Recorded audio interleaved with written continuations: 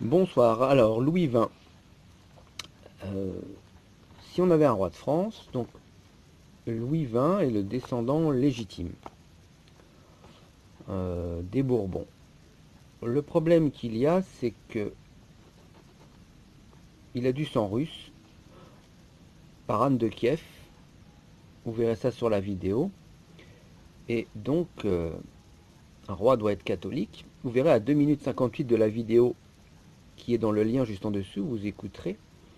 À un moment, il dit la chrétienté à deux, et paf, c'est coupé. Il a dû dire une bêtise. Il voulait dire je pense de religion. Donc, ce que prêche Louis XX n'est pas possible. C'est pas catholique du tout. Il dit donc en ce qui concerne donc la religion orthodoxe par rapport à la religion catholique, ce sont deux religions très proches l'une de l'autre, à part quelques petites nuances. Alors, dans le catéchisme pour enfants, hein, il y a écrit clairement que les orthodoxes sont schismatiques et exclus de l'Église. Excommunié, schismatique, hein. Un orthodoxe va en enfer s'il ne se convertit pas. Donc pour quelqu'un qui pourrait être le roi de France, ça pose problème. Donc, ça m'étonnerait beaucoup que Dieu choisisse Louis comme futur roi si Dieu devait choisir un roi. Donc il n'y a aucun doute là-dessus, hein, les orthodoxes, ils sont des patriarches, 14 églises autocéphales, et c'est schismatique depuis 1054, donc ça n'est pas catholique. Donc je vois pas comment un roi catholique pourrait favoriser le schisme et dire que c'est la chrétienté. Être chrétien ne suffit pas, les protestants sont chrétiens, ils ne sont pas catholiques. Hors de l'église catholique, il n'y a pas de salut. C'est ça que doit prêcher un roi catholique, et rien d'autre. Bon, il y a des photos de Louis XX où il serre la main à Ratzinger, enfin l'ancien antipape là, donc c'est Louis XX, enfin, s'il était roi, il s'appellerait Louis XX, il est totalement syncrétique avec l'église de Vatican II, donc tout ça c'est pas bon du tout, hein. Bon, évidemment, il dit que donc, les orthodoxes défendent les valeurs chrétiennes, ok, mais ça ne suffit pas. Ils ne défendent pas les valeurs catholiques puisqu'ils sont rebelles contre l'autorité du pape.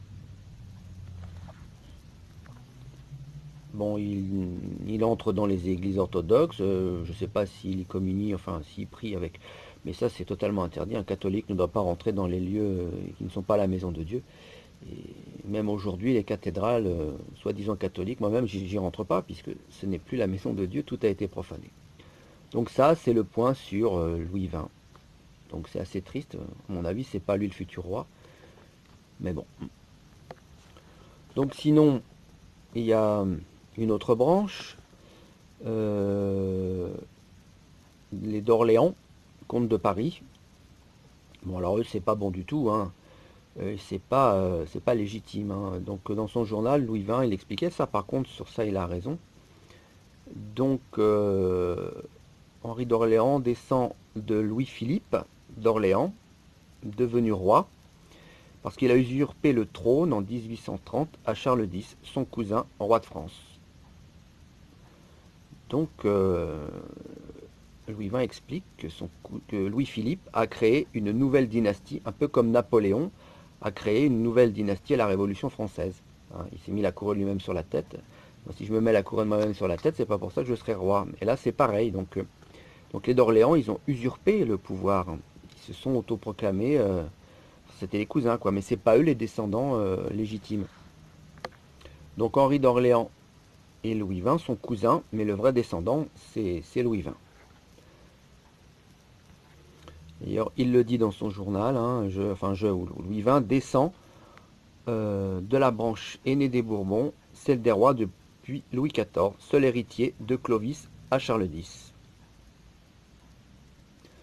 Donc, s'il devait y avoir un roi légitime, c'est lui. Mais le problème, c'est qu'il n'est pas du tout catholique. Il est syncrétiste. Donc, ça va pas. Pour finir, un petit mot sur ce que c'est que la République par rapport au drapeau. Le, le drapeau de la France, c'est pas le drapeau bleu-blanc-rouge, hein. Le drapeau bleu-blanc-rouge, c'est le drapeau révolutionnaire. C'est pour beaucoup de personnes, ça représente la patrie, mais c'est pas ça du tout. Les gens qui sont morts en 14-18, ils sont morts pour la patrie, mais c'est pas la patrie française, c'est la patrie maçonnique. La République, en fait, elle a rien de française, elle est maçonnique. C'est un corps étranger dans l'État. Et on a eu, on a dupé beaucoup de personnes en leur réveillant en eux, comment dire, l'instinct de la patrie et tout ça, mais c'est la franc-maçonnerie.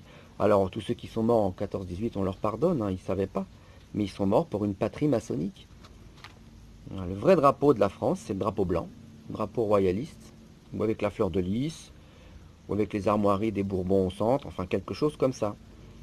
Mais c'est pas le, hein, c'est pas le drapeau bleu, blanc, rouge. Voilà, lorsqu'il y aura la restauration catholique, et à la prophétie par exemple du Saint-Pape et du Grand Monarque, donc forcément un jour on l'aura, mais bon, à mon avis, Dieu seul sait qui sera le prochain roi.